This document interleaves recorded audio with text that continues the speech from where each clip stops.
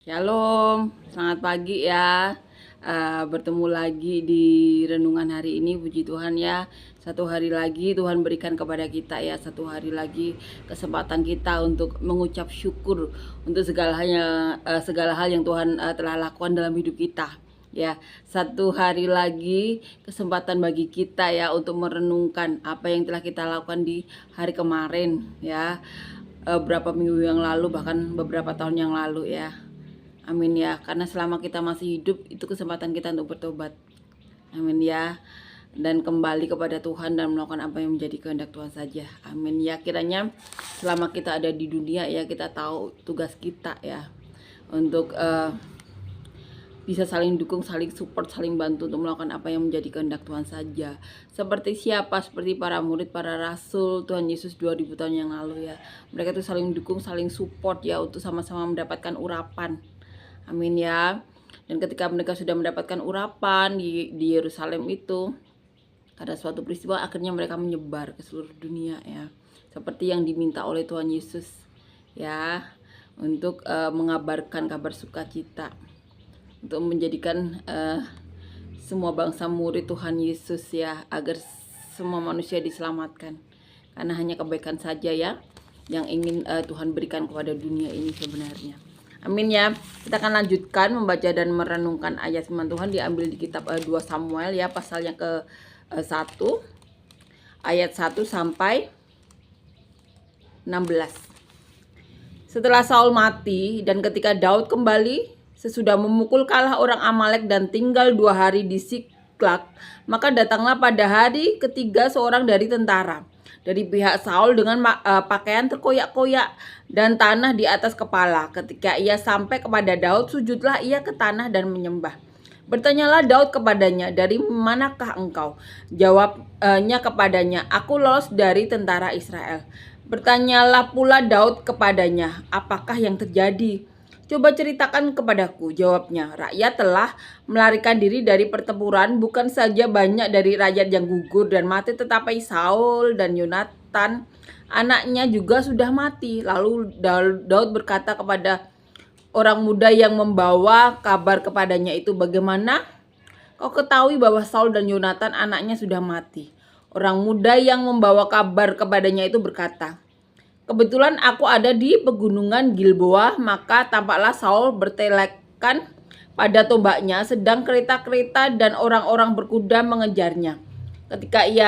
Ketika menoleh ke belakang, ia melihat aku lalu memanggil aku, dan aku berkata, "Ya Tuanku." Ia bertanya kepadaku, "Siapakah engkau?" Jawabku kepadanya, "Aku seorang Amalek." Lalu katanya kepadaku, "Datanglah kemari dan bunuhlah aku, sebab kekejangan telah menyerang aku, tetapi aku masih bernyawa." Aku datang ke dekatnya dan membunuh dia, sebab aku tahu ia tidak dapat hidup terus setelah jatuh. Aku mengambil jejemang yang ada di kepalanya dan gelang yang ada pada lengannya, dan inilah dia kubawa kepada tuanku. Lalu Daud memegang pakaiannya dan mengoyakkannya, dan semua orang yang bersama-sama dengan dia berbuat demikian juga. Dan mereka meratap, menangis dan berpuasa sampai matahari terbenam, karena Saul, karena Yonatan anaknya, karena umat Tuhan, dan karena kaum Israel, sebab mereka telah gugur oleh pedang. Kemudian bertanyalah Daud kepada orang muda yang membawa kabar itu kepadanya, "Asalmu dari mana?" Jawabnya, "Aku ini anak perantau orang Amalek." Kemudian berkatalah Daud kepadanya, "Bagaimana? Tidakkah engkau segan mengangkat tanganmu memusnahkan orang yang diurapi Tuhan?" Lalu Daud memanggil salah seorang dari anak buahnya dan berkata, "Kemari, paranglah dia." Orang itu memarangnya sehingga mati, dan Daud berkata kepadanya, "Kau tanggung sendiri darahmu, sebab mulutmu lah yang menjadi saksi menentang engkau, karena berkata, 'Aku telah membunuh orang yang diurapi Tuhan.'"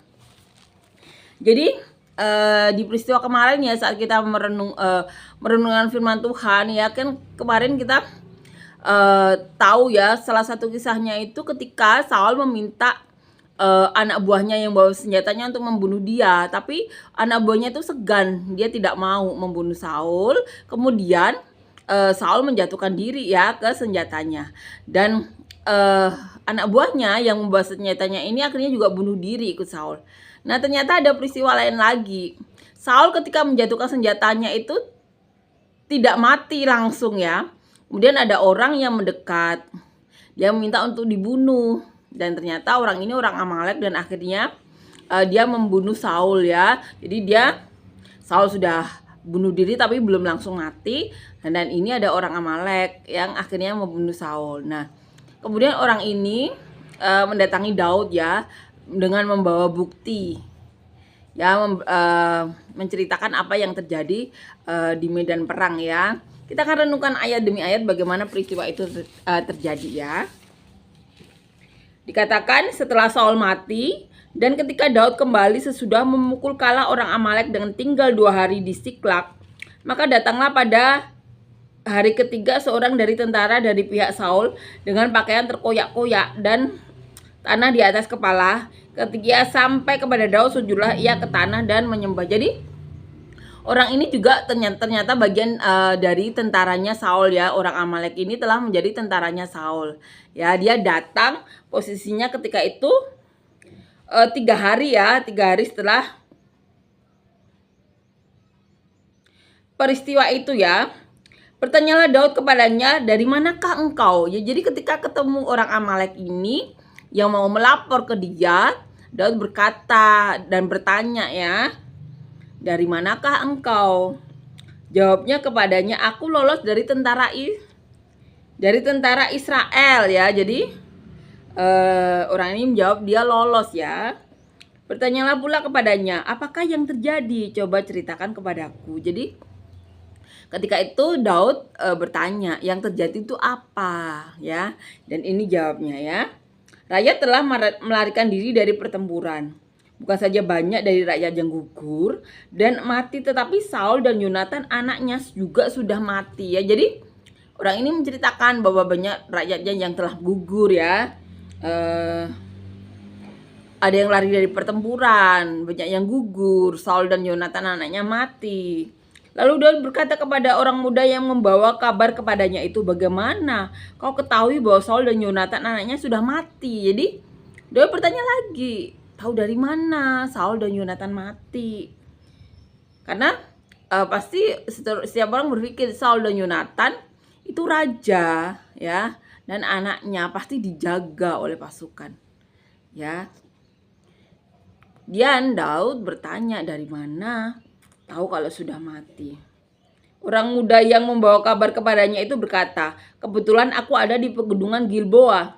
Maka tampaklah Saul bertelekan pada tombaknya, sedang kereta-kereta dan orang-orang berkuda mengejarnya. Jadi orang itu berkata bahwa Saul itu sudah tertancap, dikatakan di sini bertelekan ya, pada tombaknya, dan orang-orang yang berkita itu mengejar Saul. Ketika ia menoleh ke belakang, ia melihat aku. Jadi Saul saat itu kan sudah menancapkan dirinya ya ke senjatanya, kemudian belum mati. Dan Saul ketika menoleh ke belakang melihat orang Amalek gini. Lalu ia melihat aku, lalu memanggil aku, dan aku berkata, ya Tuanku. Ia bertanya kepadaku, siapakah engkau? Jawabku kepadanya, aku seorang Amalek. Lalu katanya kepadaku, datanglah kemari dan bunuhlah aku, sebab kekejangan telah menyerang aku, tetapi aku masih bernyawa ya. Jadi itu ya. Jadi Saul minta waktu itu berkata, aku masih ini ya, bernyawa. Aku datang ke dekatnya dan membunuh dia, sebab aku tahu ia tidak dapat hidup terus setelah jatuh. Aku mengambil jejemana yang ada di kepalanya dan gelang yang ada pada lengannya, dan inilah dia aku bawa kepada tuanku ya. Jadi orang ini membawa bukti bagian dari Saul ya, atau apa yang sering dipakai Saul. Lalu Daud memegang pakaiannya dan mengoyaknya, dan semua orang yang bersama-sama dengan dia berbuat demikian. Jadi ketika melihat bukti itu ya, bahwa Saul benar sudah mati, ada bukti yang dibawa, kemudian Daud mengoyakkan pakaiannya bersama orang-orang Israel yang saat itu bersamanya dia.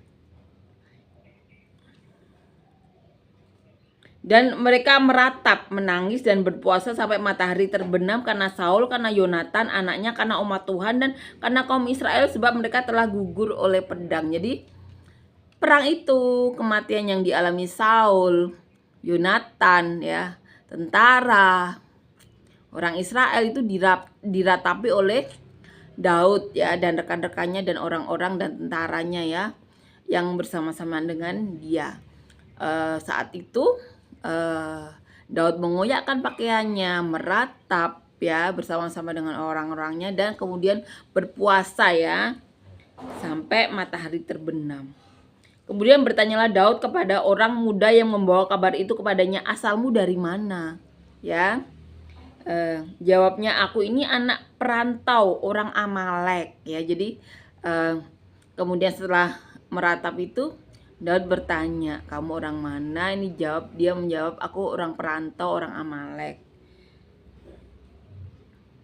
Kemudian berkatalah Daud kepadanya, bagaimana? Tidakkah engkau segan mengangkat tanganmu memusnahkan orang yang diurapi Tuhan? Ya, jadi Daud bertanya, kamu nggak segan membunuh orang yang diurapi Tuhan? Itu yang dikatakan Daud kalau pakai bahasa kita ya. Lalu Daud memanggil salah seorang dari anak buahnya dan berkata, kemari, paranglah dia. Ya, jadi ketika setelah bertanya itu ya, kamu tidak segan telah membunuh orang yang diurapi Tuhan. Bagaimana tidakkah engkau segan mengangkat tanganmu ini ya, memusnahkan orang yang diurapi Tuhan? Lalu Daud memanggil salah seorang dari anak buahnya dan berkata, kemari, paranglah dia. Orang itu memarangnya sehingga mati. Jadi Daud memanggil salah satu anak buahnya, meminta untuk memarang orang Amalek itu yang sudah melaporkan kematian Saul dan Yonatan itu ya. Dan Daud berkata kepadanya, kau tanggung sendiri darahmu, sebab mulutmu lah yang menjadi saksi menentang engkau. Karena berkata, aku telah membunuh orang yang diurapi Tuhan ya. Jadi ya Daud walaupun dikejar-kejar oleh Saul mau dibunuh, Daud itu 2 kali ya di depan mata ada kesempatan untuk membunuh ya.